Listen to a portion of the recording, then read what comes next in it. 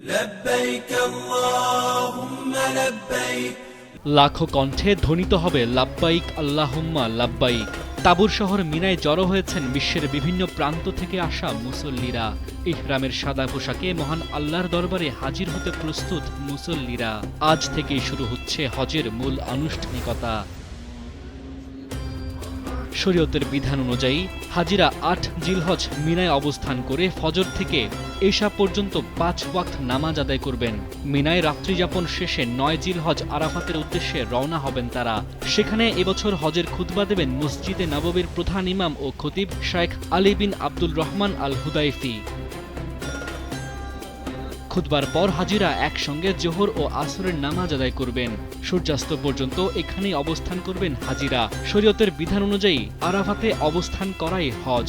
৯ জিলহজ সূর্যাস্তের পর মুজদালিফার উদ্দেশ্যে রওনা দিবেন হাজিরা। সেখানে মাগরিব ও এশার নামাজ শেষে উন্মুক্ত আকাশের নিচে রাত্রি যাপন করবেন। পরদিন ১০ জিলহজ সূর্যোদয়ের আগে মুজদালিফা থেকে মিনায় যাবেন হাজিরা এবং পাথর নিক্ষেপ করবেন।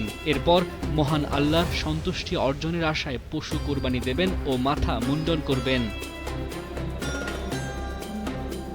১১ ও ১২ জিলহজ হজের বাকি আনুষ্ঠানিকতা শেষে ১২ জিলহজ সূর্যাস্তের পূর্বে মিনা ত্যাগ করবেন হাজিরা।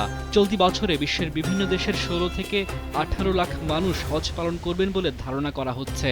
আর বাংলাদেশ থেকে এবছর ৭৮,৫০০-র বেশি মানুষ হজ পালন করতে সৌদি আরব গেছেন। ডেস্ক রিপোর্ট, সময়ের আলো।